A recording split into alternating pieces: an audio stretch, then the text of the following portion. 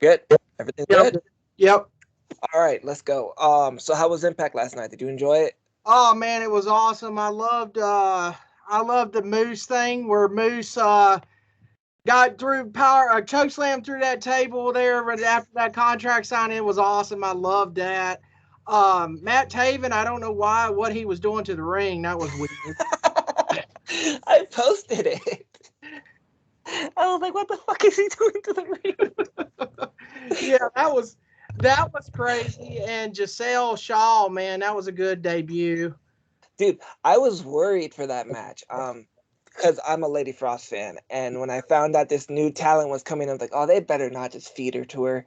And I was really happy that it was actually a competitive match. Like Yeah. Lady Frost looked good, Giselle Shaw looked good. I was like, okay, cool. No burial here. Equal playing grounds, great rivalry brewing. I'm good. I'm happy. Yeah, exactly. That was a good debut for her. I was like shocked that Lady Frost when she hit that moonsault at her finisher. I was like, what? She kicked out. Yeah, she kicked out of it. I was like, holy shit. That's the first Yeah, person I've seen that kicked out of that. yeah, All right. it was good. Enough reminiscing. Let's get this down. All right, we got 1, 2, 3, 4, 5, 6, 7, 8, 9, 10. 10 matches to talk about. Holy shit. You can curse, by the way. My channel is 18 plus. All right, cool. So should we go the main event down or card up? Oh, you could go card up and be good. All That's right, so I'm I. gonna do the YouTube videos first then. All right. Tanil Dashwood versus Havoc. We haven't seen Tanil in a long time, like almost two tapings. Um, so it was very interesting how like they aren't getting a title shot, but they're getting a match. So I was like, okay, maybe they want to let Tennille rest a bit for all the jet lag and all the flying around, seeing all the fancy things. So I'm pretty sure that's the excuse. They don't want to throw her right into a title match. Yeah. So I'm very excited. And or if Havoc wins, they have bragging rights to be in a triple threat at Sacrifice. Yep. All right. So what is your prediction? What is yours? I'm thinking Tennille's going to go over, or I'm leaning more to Havoc because I love Decay though. Yeah, my prediction. I'm going to go with Tanel Dashwood because I think they want to, build this feud coming up with them finally getting their title shot against the Inspiration. So I'm going with Tanel Dashwood. Havoc and Decay. Havoc wasn't been on in like a while at these tapings in Fort Lauderdale. Yeah, So that's I'm true. guessing She hasn't been in a singles match in a long time. the last time she was in a single match was the tapings in Dallas. That's right. Yep. So I was like, well, that's weird for Havoc to miss those tapings. I don't know. Maybe something was up. I have no idea. Yeah, I thought the same. I know Rosemary was injured for a bit after that Ultimate Yeah. X match, and so I thought they were gonna put more Havoc in, but they decided to do more storylines, which I actually prefer because I love storylines. Yeah. I mean, Um, so yeah, that's that match. Up next is the second YouTube match, and that's John Skyler versus Trey Miguel. This one's completely random. I have no idea how to talk about this.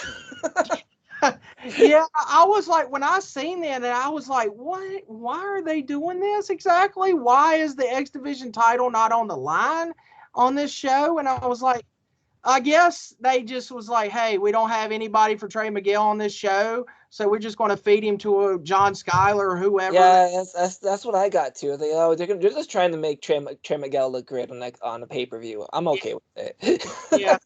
I mean, it's a you know who's going to win? Trey Miguel all the way for me. Yeah, Trey Miguel's definitely win. They're not gonna let him lose that match Yeah, unless it's by DQ. Then yeah, maybe. yeah. True. That might be a possibility there. Uh, You also got to realize that that new guy, what's his name? That new guy, that Raj new Singh Raj Singh. Yeah, Raj or Singh. Bhupinder, one of those two. Yeah, because that Raj Singh had a backstage confrontation with John Skyler. I think what, a week ago or They something might he like might that. cause the match then. Yeah, that's what I'm thinking. Maybe to build that new storyline. Yeah. All right, that is the YouTube matches. So we're gonna go with the X Division match next. The X Division number one contendership. Chris Bay, Ace Austin, Jake Something, and Speedball Mike Bailey. I know Jake Something isn't probably going to win, which I'm very sad about, but it's either going to be Bullet Club or Speedball. But I'm going to go with Jake Something. I don't care. I'm going with Jake Something. He's on a roll lately, so I think it's his time. Plus, Trey Miguel versus a strong style brute strength like Jake sounds like a great match to me. Well, We've already had Trey versus Bay. We've already had Trey Miguel versus Speedball. In a triple threat, I believe. And then we've seen Trey versus Ace. We don't think we've ever seen Trey versus Jake. No, we haven't. I don't remember. Yeah, we haven't. I do want to say this before I go into my prediction. That match with Chris Bay and Jake Something a few weeks ago, holy crap. That was great. Yes, it was. That was like insane. I love that match. I wish Chris Bay got the win, but it's just, it is what it is. But Jake Something, I thought maybe they were actually, he wasn't like, he was on a losing streak, and I thought, okay, that he might be leaving the company soon. I was like, I hope not, because I like him. He's awesome. I think he still has a year in his contract. Well, that's awesome. That's awesome to hear. I think he does. I'm not sure. That's why I'm thinking he's getting a push lately. He's been winning matches. He's been in more he was in the main event, for crying out loud. So they're actually liking Jake Something. So they're seeing something there. I just think he needs a better name. I like Jake Something, but that something is killing him. He just doesn't have a direction. He just doesn't have a gimmick. And so that something is hard to build on. See, yeah, exactly. And I was like, Jake Something, he had his gimmick when he was with Cody Deaner, because they were the redneck hillbilly. Yeah, the redneck drinkers. Yeah, exactly. And I love that. And then he went to his Jake Something name that he used on the indies. And I was like, is this going to catch? And I'm like, I don't know. And then all his gimmick is what's my name? And the crowd says something. Yeah, at least the crowd actually interacts with it, so you think it's going somewhere. Exactly. So that's my prediction. What's yours? Yeah, my prediction, I'm going to go with Chris Bay to win it, because I think they're going to build Bullet Club up. Yeah, I think they're trying to do the Bullet Club. That's why they're in each that's going to be like the Aces. What was it? Was it Fortune or Aces and Eights that did that? It was Fortune, right? Yeah, Fortune. Fortune did the whole clean sweep of the pay-per-view. Yep. Oh, no, never mind. It was Immortal. My bad. It was Immortal that did the clean sweep. It was that one night where each team won one of the championships. Yeah, that's right. You're right on that. Yes. Yep. All right. So next up, we're gonna do Jonah versus Black Taurus. Oh man. I'm gonna say something real quick though. People were like, "Oh, they want Keith Lee on Impact." No. I was like, "No, what? Nah, he can go to AEW. I want to keep Jonah. I want to keep Jonah. Yeah. Jonah's the badass. I love Jonah, and I'm going with Jonah." That's a good pick. I have to agree with you on that. Jonah is an awesome wrestler. I will have to say I have met Jonah when he was in NXT when Bronson Reed. When I went down to Full Sail back in 2019, after the show, there's a restaurant there, and it's called Miller's Ale House or whatever. And all the wrestlers go there after the show, and I met him, and he was like, he wasn't even eating yet, but I was like, he was sitting there with Braxton Sutter, and I forget who the other one was. But anyway, he's an awesome guy. I'm glad he's in Minpact, and I really hope, this was all. Did you just say Mid-Pact? Impact. Sorry. Oh, I thought you said Mid-Pact. I was like, wait a minute. Cut this video. Cut the feed. I was like, wait, what? Go on. I talk so fast. I'm sorry. But anyway, yeah, Jonah Rock, there was also saying that he was going to have a short-term deal with Impact, and I'm glad that he's still going here with Impact on these tapings, and I hope maybe Jonah gets this win to help him build, towards rebellion. I heard that he's staying in Impact for now until Japan opens up. Right. So right now New Japan has his eyes set on him. but AEW does not.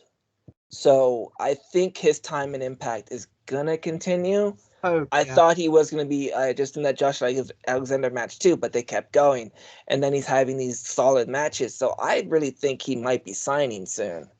That's usually what Impact does. They bring in this talent, and then they let him breathe, create something. They did the same thing with Tanil. They let her breathe, and then boom, she was signed.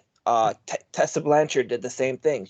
They let her breathe, they let her do her stuff, feel home, feel comfortable, and then boom, she's signed. So Ace Austin the same way. Like that's their main thing. They bring in talent and they let him breathe.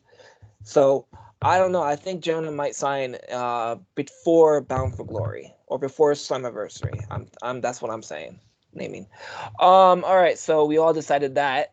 All right. These are the champion. Oh wait, no. Okay. So this is gonna be a long subject.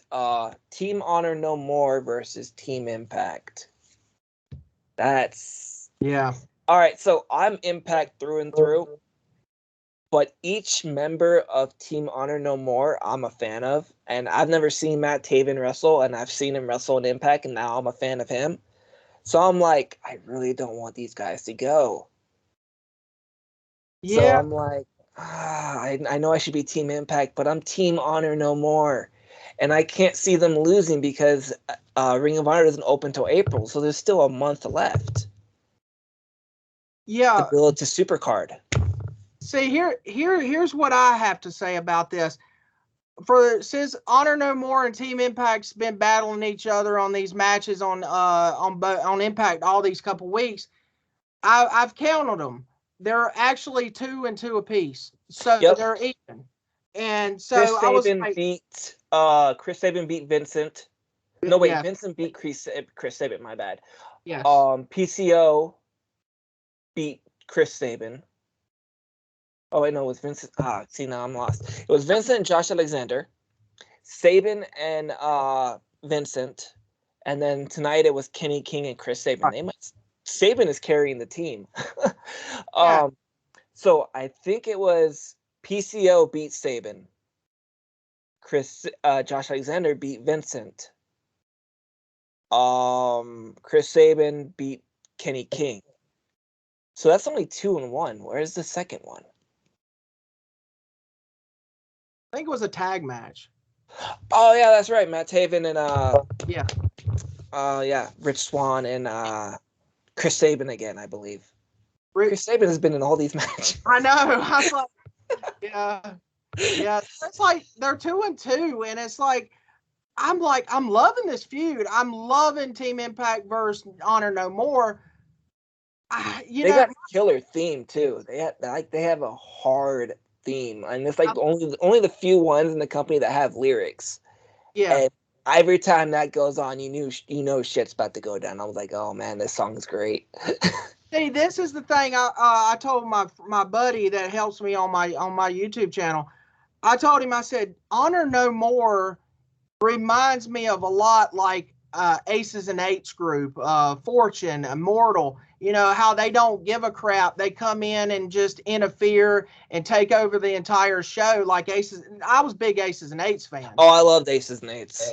I loved them to death, and that was like, to me, that's the best faction in pro wrestling in my opinion. But other people has their opinions. But yeah, I will say this: I want Team Impact to win, but I think they're going to build towards Honor No More because I think this is what's going to happen. There's going to be a big swerve.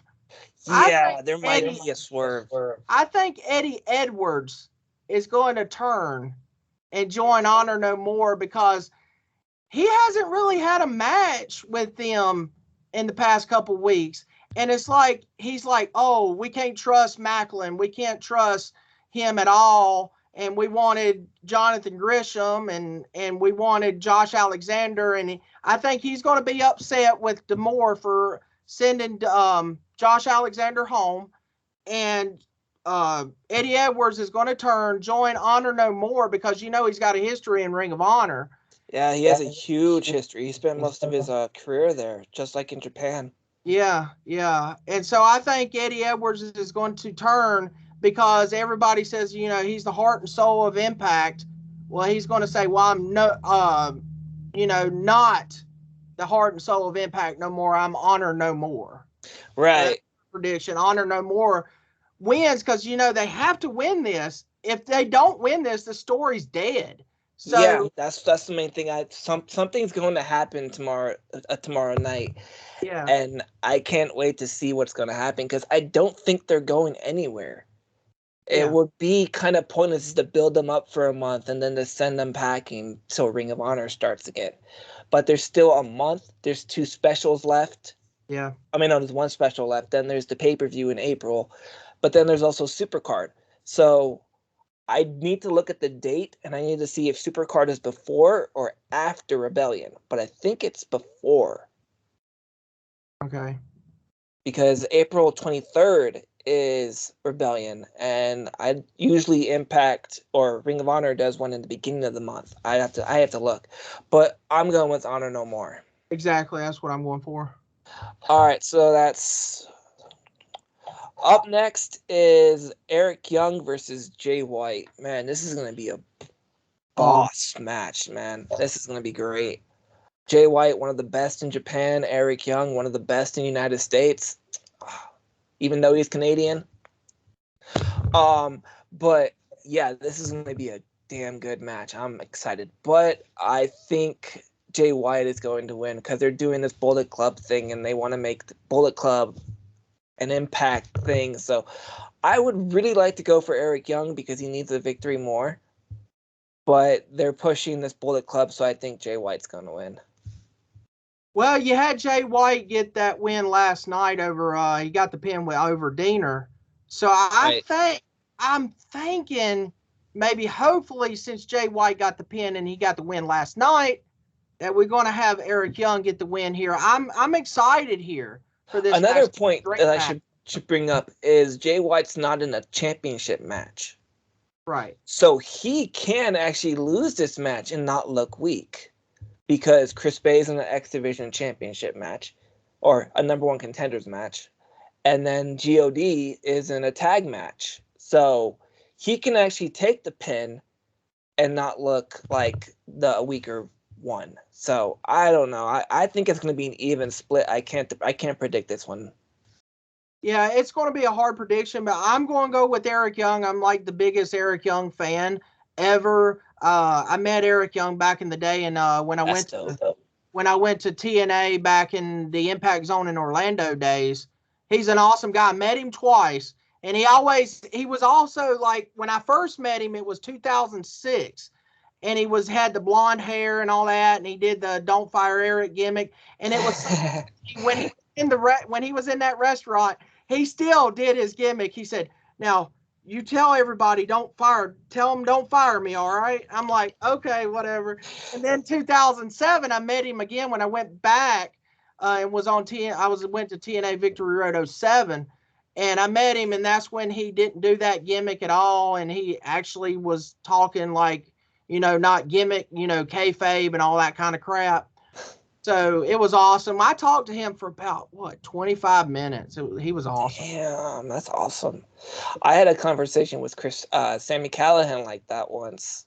Wow. Also, I want to say Reno Scum in up at I can't say the promotion anymore, but it was something wrestling to do with drinking. So, but yeah, so that was actually a solid promotion. I'm sad that it had to face that unfortunate end. Okay, so next are the championship matches. We got 5 of them. No, wait, yeah, 5.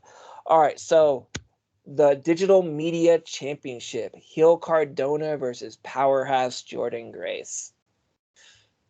This one's also a hard prediction, but I think it's going to be Matt Cardona. Yeah, I have to agree. I think my pick's Matt Cardona as well. I was wanting this heel Cardona character so bad since he's doing it on the Indies, and I'm like, oh, finally we're going to get that. We just need heel Chelsea Green with him as well, but they going with her with the babyface gimmick with Mickie James right For now. now, I think she's going to turn on Mickie James later. I hope so. I hope so. It would be cool to see them team and go against the knockouts chat, go for the knockouts tag titles. I got to do a video about that soon. We need more knockouts. Exactly. It's like the knockouts division is like the best ever in pro wrestling. And you have the knockouts tag title division, not so good as the singles. So yeah.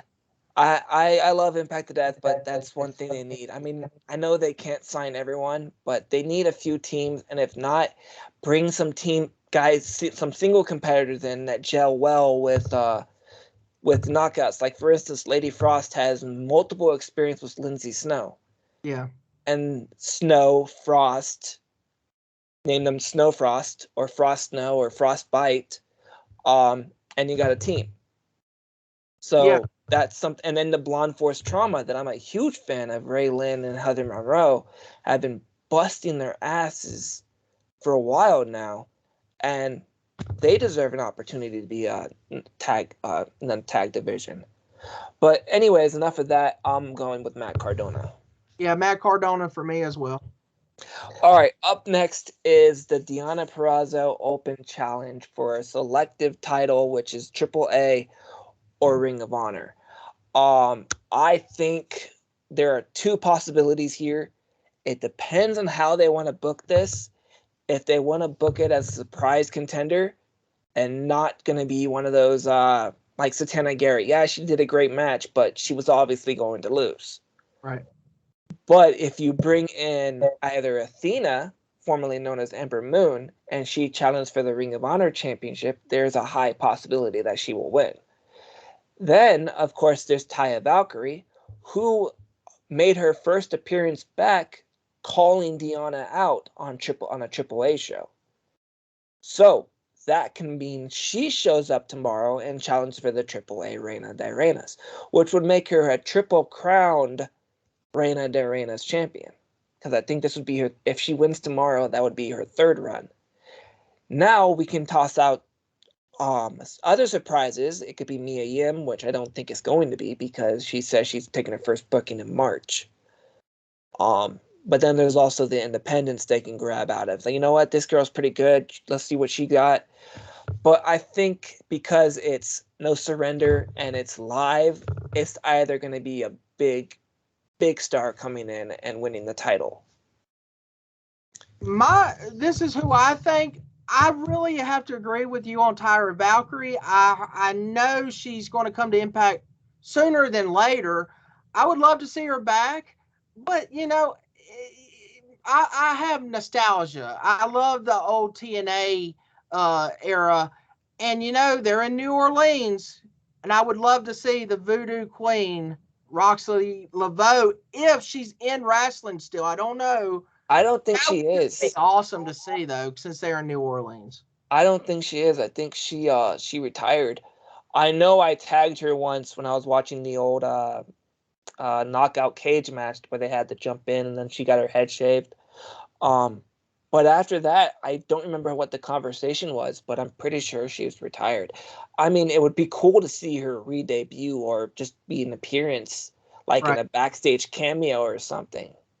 Yeah. But I don't think she'll be coming out because I don't think she has been wrestling at all.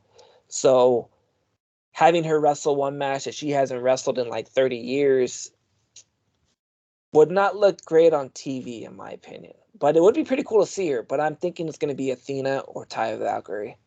Yeah, for nostalgia reasons, I would say Roxy Laveau. But if I have to say another one, I think it's going to be Taya Valkyrie, 100% sure. And also about Roxy Laveau, I was at TNA Victory Road 07 when she debuted. That's awesome. I liked the Voodoo Queen. When I saw her do the tag match, I was kind of sad when they shaved her head. I'm like, that's the only thing she has. She has the dreadlocks that fits her character. She was like, oh, god damn it. So that was actually my first match I saw her in. Like it was during one of the Twitch shows, or not Twitch shows, but I was watching the lockdown matches. And that match showed up, and I was like, in 2007, I'm like, oh, okay, cool. This character is great. I like her. And then she had her shaved, and I'm like, oh, I'm sad. If you go back to TNA, if you go watch it on Impact Plus, go back, because when she comes out, we were chanting first. We was chanting, "What is that? What is that? What is that?" And then the crowd goes back into it, and like we say, "You're a pirate," because they didn't know who she was, you know. Oh man, that kind of reminds me of that one dude with Katie Lee Burchill. Oh shit, what was his name? They started chanting like you're a pirate too, the pirate gimmick guy. Was his name? I think his name was Paul Burchill. I think. Paul. It Yeah. was Paul Burchill. Yeah. Oh man, I don't know what happened to him, but that was great. Yeah. Okay. But anyway, yeah. If you go back, go check that out. I'm gonna watch Victory Road 2007 after this. Yeah, because when we say what is that, what is that, the camera zooms in right on me. Nice plug there. All right, so my voice. Hold up, where's my water at? Sometimes these videos make my mouth hoarse. Oh yeah, I'm used to that. Also it's Powerade, so here's a plug. Sponsor me. No, I'm not big enough to be sponsored. Anyways, okay, digital media, AAA Ring of Honor. Let's go with the tag team match. God challenging the Good Brothers. Oh man, this is gonna be a good match. I can't predict it. I can't. I mean, it's good seeing Good Brothers tag team champions, but I think they've had a long enough run now. I think so. I mean, they won the titles back at, God damn it. Oh, when was that? They won it back from Finjuice, and I think it was last year's Sacrifice. Yeah, I believe so. Yes. Or was it Rebellion? It was either Rebellion or Sacrifice, but they won it in the beginning of the year. Yeah, it's about a year's run with them as tag teams. Yeah. So I could see them dropping the God, get the NJPW rub, which is one thing I love that Impact does. They have a great sense of keeping their partners happy by letting their talent win. Yeah. That's one thing that guy in Jacksonville doesn't do, and you all know who that is. Because he lets his main talent win over letting partners win. So that's one good thing. Like, for instance, I knew Mickie James wasn't going to win the Rumble, but she still looked great. The partners were happy. WWE was happy. Impact was happy. It was a great setting. And they even promoted it twice on Impact and WWE. They did a replay on Raw with Mickie James coming in. So that was pretty cool. And then, of course, I can't think of any other examples. I had them last night, but I can't think of them now. But anyways, I'm going with God, Guerrillas of Destiny. Yeah, it's a hard decision, because it's like, well, the Good Brothers and their shenanigans. Are they going to, steal the pin with a roll up as they did the last time? They're really good at roll ups. Yeah, especially Carl Anderson. Carl Anderson is always the one that gets the roll up. Yeah. And it's like, I hate those type of finishes. I hate roll up finishes. That's my number one thing I hate in wrestling. There is one penny mover that I like a roll up. It's a jackknife cover. It's where they flip their body over and have their legs trap their arms. And I was like, that's a cool cover. When I was playing SmackDown versus Raw 2010, I gave Jeff Hardy that pin cover, and I won every single match with that pin cover because it was that solid of a pin. Yeah.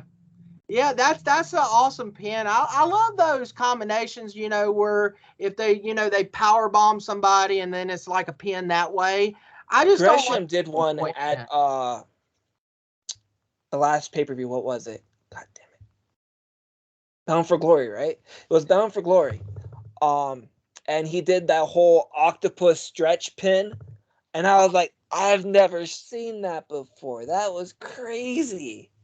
Yeah, that was something. See, I love that pin. That was awesome. That was a great pin cover. I haven't seen that since what was that one pin cover that I think it was AJ Lee contorted herself Oh and yeah, did a pin cover that way. I forgot what it was, but it was innovative and I'm like, dude, that's freaking nuts. yeah. So yeah, I'm going with God. You're going with Good Brothers. Up next is the Knockouts Championship match. Tasha Steelz versus Mickie James. I'm pretty damn sure that Tasha Steelz is winning this, but I'm gonna be sad to see Mickie lose. I've said my piece on Tasha Steelz. I'm not the biggest Tasha Steelz fan. She talks a lot. She's annoying, and I know it's her character because I've seen her do some work on the indies that is not this character. So I know it's character based, and I know if I hate her, that means she's doing a good job. But I just know if she's winning that title, she's never gonna let us hear the end of it. She's gonna say it every promo, every time she's in the ring, and it's gonna be a I want to say a snooze fest, but it's gonna be a God damn it kind of brain like no, shut up. I'm Um, so glad they don't watch my videos. But I'm going with Mickie James. They're doing this whole promo stuff, and she's getting a concert because she's a Knockouts champion. So I think they're gonna run with this for a while until they're done with the Chelsea Green storyline. That's just my take on it. I'm not a big fan of Mickie James. I always have a nickname for her called Hillbilly James. I've I always thought you were called gonna name the her back one that in Michelle TNA Cool gave her. days. What's that? I thought you were gonna name her the one that Michelle Cool gave her. What did she give her? I'm not gonna say it on here. I have too much respect for Mickie James to say it on here. It was just it was a storyline with Layla, what was it, Layla. Layla L, and Michelle McCool, and it involved a cake. That's all I'm saying. Okay. If you know the storyline between Michelle McCool and Flawless, yes, yes, it did. Thank you. That was my dad. Um, so yeah, um, but yeah, I'm not gonna say her name. Yeah, I didn't watch WWE back then, so I don't know. I was still a fan back then. I mean, they still had solid programming and like all the talent looked great. I just don't know what they're doing these days. Yeah, Um, that's another story. But yeah, I like I said, I'm not a big Mickie James fan, but it's like I want kind of Tasha to win it because it's like she hasn't never had the title, and it's like it seems like this is her time. But I don't know if they're going to do it on this or they're going to wait to a big pay per view like Rebellion or Slammiversary. So I don't know. If I have to pick, I'm going to have to go with Mickie James to retain. yeah, there is one thing that might change your mind though. There was a interview with Deonna Purrazzo shortly after she retained her championship. She did an interview saying that she didn't want to retain her championship. She wanted to give other opportunities to someone else. And she name dropped Tasha Steelz. Now I know Impact goes through interviews and they look at what the talents say and what they want and what they want to do, which is why I think Athena or Taya Valkyrie is showing up tomorrow because they both called them out. But with that being said, Deonna Purrazzo did drop Tasha Steelz specifically, and she was the one that won the Ultimate X match. So I think Tasha Steelz is winning it tomorrow. They've been pushing her pretty hard. So even though Mickie James has the more notoriety, the promo, the presence of being well known, I think they're gonna let Tasha Steelz have a run. Yeah, I have to agree. It's the thing is, are they going to do it on a Impact Plus pay per view or the big ones like Rebellion or Slam? I have no idea, but I will have to say Let me say this real quick. I don't mean to interrupt, but Oh no, go ahead. I was just thinking in my head. yeah, I think it would be cool for the knockouts to. I made a tweet about this. To make history at Slammiversary, they did Ultimate X, but the knockouts has never done a King of the Mountain type match. They should call it Queen of the Mountain. Yeah, that'd be pretty cool. There's only a few more firsts they can do. Yeah. But there is one factor we're not putting in, and that's Chelsea Green. Chelsea Green is called the non-factor by Tasha Steelz. Now, if she interrupted this match and caused Tasha Steelz the match, she would become a factor. Yes, she would. I got a interesting something to say about that. I don't know if you knew this, but Mickie James and Chelsea Green was actually supposed to have a match in WWE. They had it all planned, a big Yep, story, I heard about that. and then they released both of them. And Chelsea Green was upset about it because she wanted a match and a big feud with Mickie James. So it's a possibility and Impact with this coming up. Right. And they do make a great team. So if Impact wants to drop the title to Tasha Steelz, there's a storyline between Mickie and Chelsea they can have. Like, okay, let's put them in the tag division. Yeah. Mickie James has never held the Knockout Tag Team Championships. That's right. I didn't know that. I forgot about that. She wasn't part of the whole division back then. That's right. Yeah, because I think she left before the tag titles were there because she had that feud with Madison Rayne, and then right after that she left, and then the tag titles came in, and then Serena and Taylor Wilde was the first ever champs after that. I'm gonna have to do research and fact check that, but I'm pretty sure she hasn't won the Knockouts Tag Team Champions, and it'd be pretty cool to see that with Chelsea Green. It would. That would be awesome.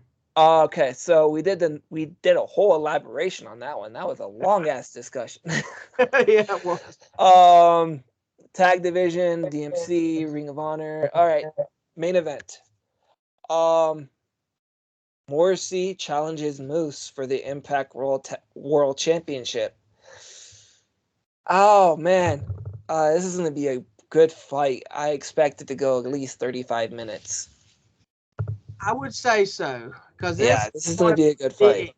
Yes, it's going to be an awesome match. I can't wait for this. I wasn't too big of a fan. When they announced this, it was Moose and W. Morrissey. I was like, why can't Cardona be in there? Or, I've been upset because Josh Alexander never got his shot, and after he got screwed at Bound for Glory, and then now we have Josh Alexander could be just not even coming back to Impact. That's a long story to talk about. Well, we're gonna talk about that after because I got some little tidbits that I think is gonna happen tomorrow. But I think Moose is going to win because Josh Alexander is going to surprise everyone and come back tomorrow and cause Morrissey the match. Oh, wow. Because you keep going on about Scott having family ties with Josh Alexander and his wife. And then you can't treat Josh Alexander like this and still call him a family member. Yeah. So, and there's obviously something going on because Fightful hasn't reported him as a free agent, and Fightful's the main source in Impact. So, I don't know. I still think it's a work, and I don't know. I really hope it's not. He doesn't go out like this. It would be a very, very sad way to go, and it would be very disrespectful way for him to go. Like him losing the title in 2 seconds, and then him doing squash matches. And then having, you know what, you're too mad, go home. And I'm like, no, that's not how we're going to do this. It's going to lead somewhere. It has to. They can't just do this. That's TNA style. Yeah. That's the old TNA. That's not Impact. And I'm like thinking, Josh Alexander's being really beaten right now, and I'm pretty sure he's going to show up sometime in the future. Get that World Championship match. Here's my prediction. I think Moose will retain here. I don't think he's going to lose. W Morrissey, he's awesome and everything. You know, I'm not a fan of really neither one of them. I really just don't care. But these are two big guys going at it. You know, it's going to be a good match. It's going to be something to see because anybody with two big guys, you know, it's interesting to watch, you know. Yes. So I'm going with Moose to retain. There's going to be some shenanigans. You know, I don't know who's going to be the one to finally beat Moose. The one that's going to beat Moose has to be Josh Alexander. Yeah, and that's going to happen at Sacrifice. March, yeah. Or they could wait. I told on my show, I've always thought they were going to build it up a whole year. Like Moose keeps it all the way until Bound for Glory of this year. Josh Alexander finally gets his moment, biggest moment. A year later, yeah, that's actually a pretty good idea. But that's a long time for Josh Alexander to wait. Yes, that would be something to see though. I would love that. I'm not a big fan of Moose with the championship though. I've always thought like, you know, I'm a big Eric Young fan. He was awesome as Impact World Champion. I think that was his run was like so short. And it's like, really? Why so In Impact's short? defense, Eric Young is a type of talent like Sami Callihan that doesn't need the title to stay relevant. Yeah, you're right. You're right. And being that he was already a former world championship and he's getting up there in veteran status, he doesn't need the title. So I was very happy to have him drop it to was Rich Swann. Rich Swann, yes. Bound for Glory 2020. Yeah. So yeah, I'm very excited, and this match is gonna be very intense. It's probably gonna be a very shooty match, in my opinion. It might be a shoot fight, just like Bound for Glory 2018. Yeah, 2018 with Aries and Johnny Impact. Yes, I remember that. Yep. So, and if you want shoot fight, you're definitely going to go with Morrissey. Morrissey is a brute. Well, that's the end of that. Is there any other thing you want to plug before we go? Yeah, I want to let everybody know, please go and subscribe to the Impact Wrestling Slam Zone if you haven't. We do a lot of different content. We preview show. We haven't done it in a while. We're bringing it back very soon. Brace for the Impact, where we preview Impact each and every week. We give our predictions on all the matches that are announced during the week before Thursday. And also, I'm going to have a new show called After the Impact. It's going to be a review type show. Me and Michael Miner of AEW Slams On. He's a big AEW fan. I don't give a crap about AEW. I don't care. I was a fan when it first launched. It had some good core talent going, and then they just completely derailed it. I was like, God damn it. I was excited for AEW when they did their press conference, and you know, you had Jericho and all these people coming in. It's like, oh, and you had some homegrown talent, and you know, it was awesome to see that. And then when they started, it's like I couldn't get into it. You know, it's like it was boring. I've only watched a selective of shows. I watched Bloodfest or Bloody Brawl or Bloody something, Blood and Guts. There it is. I watched the cage match with Santana and Ortiz and Inner Circle and Pinnacle. And when MJF's like, I'm not gonna toss him, and then it's like, you know what, fuck it. I was like, what the fuck? Yeah, and then when they did that, they did a bad camera angle with it because you could see it was a pad there, and yeah, he legitimately broke his arm. That wasn't a ploy. He legitimately broke his arm because of the fall.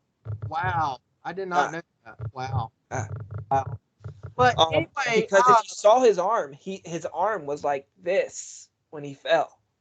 Ooh, I did not know that. He landed right on his arm. Ugh. Yeah. So you knew he was injured. But yeah, so that was like one of the selective shows I watched. The Britt Baker versus Thunder Rosa in that bloody brawl match they had at the main event that was 30 minutes long. So I've watched the selective shows because there were matches I really wanted to see. But as an overall product, they have done nothing. Yeah. And there's one thing that's missing in that whole element is they don't do storylines. Yes. They don't do little creative gimmicks or creative theatrics that Impact does. Like, Tony Khan is just giving wrestlers to be wrestlers, not creating anything that they can do of.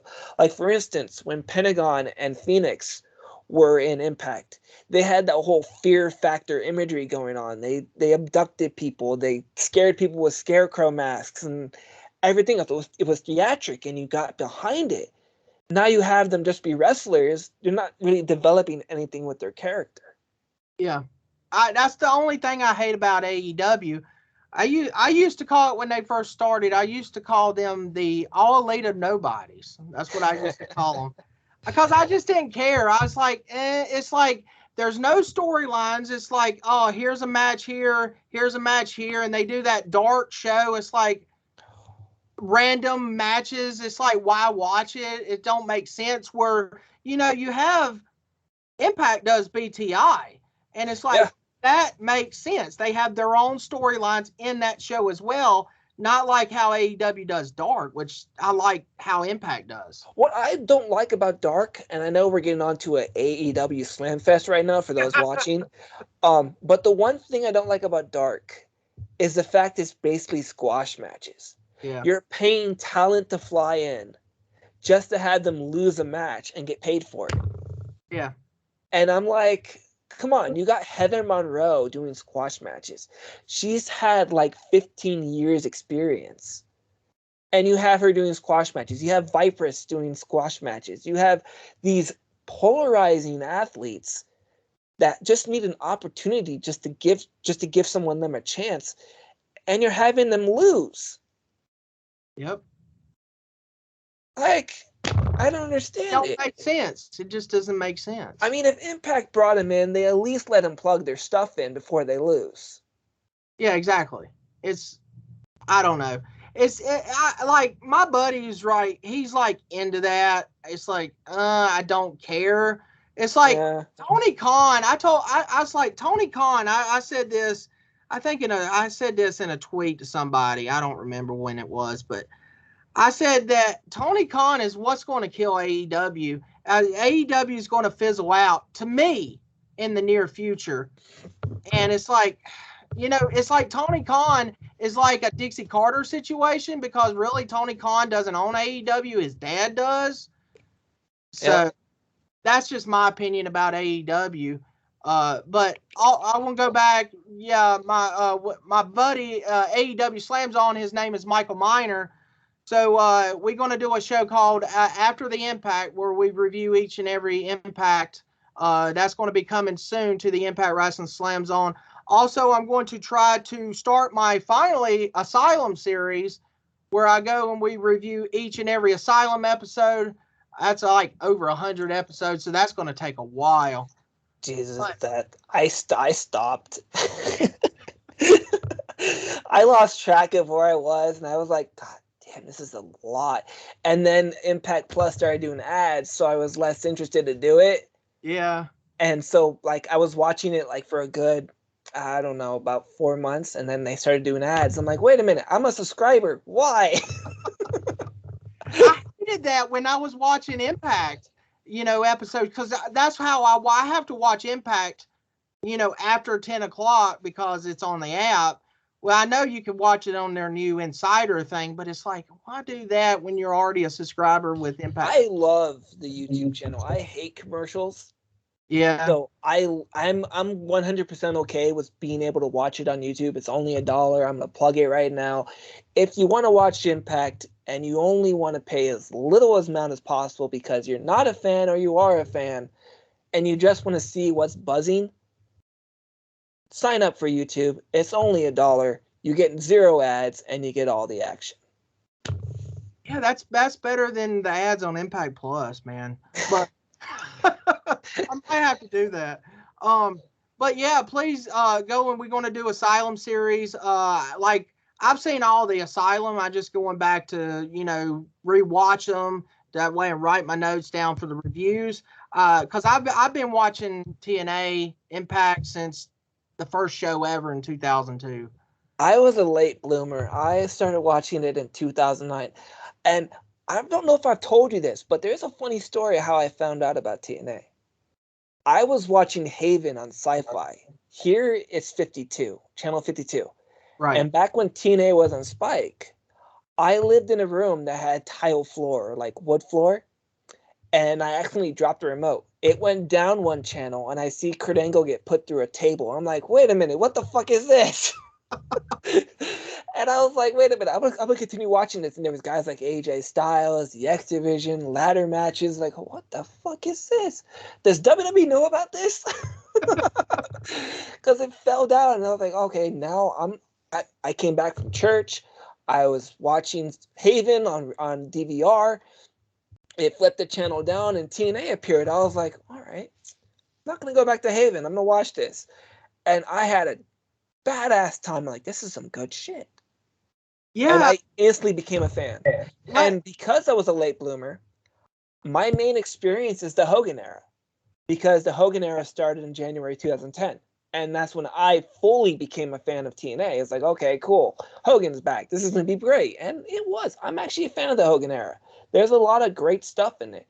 The only one thing that I'm not a fan of the Hogan Era is the Jersey Shore takeover. Oh, that was god awful. Oh, yeah.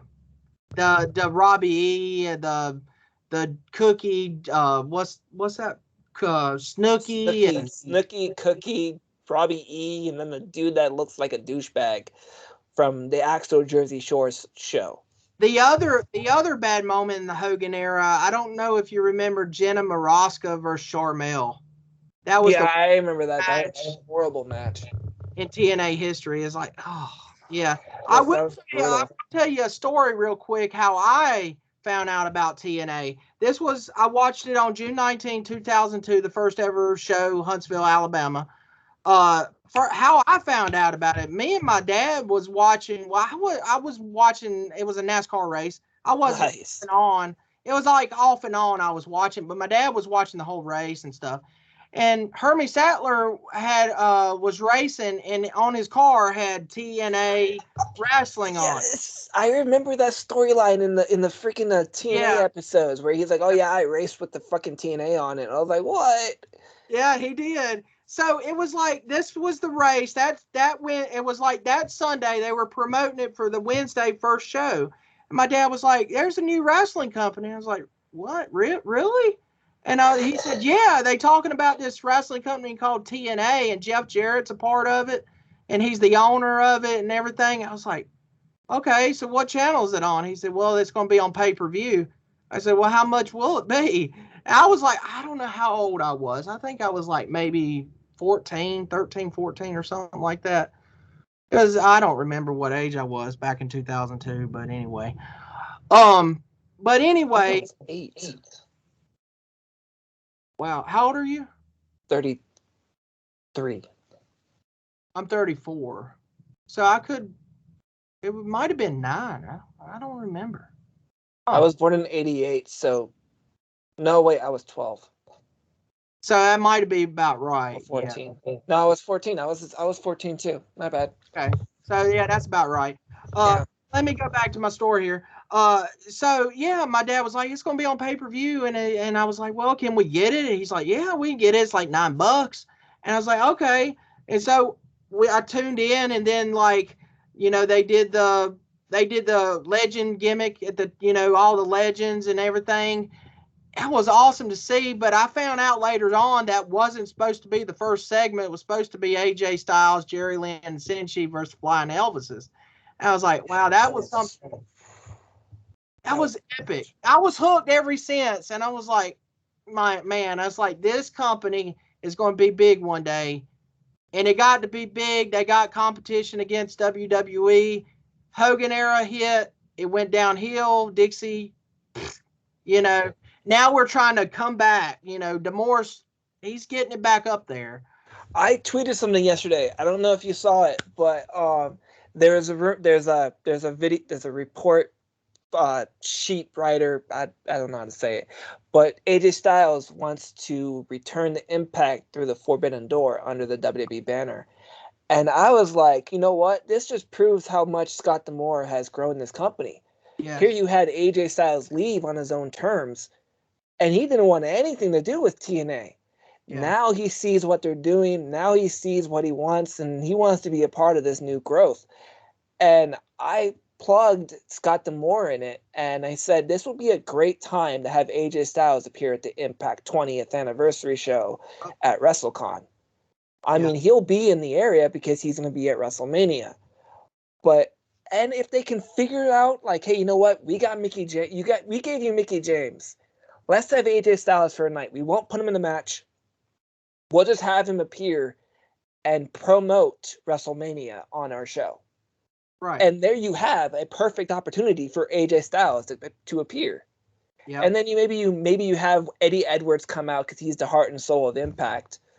And then you know what? We want a match too, and we'll set one up for Rebellion. Right.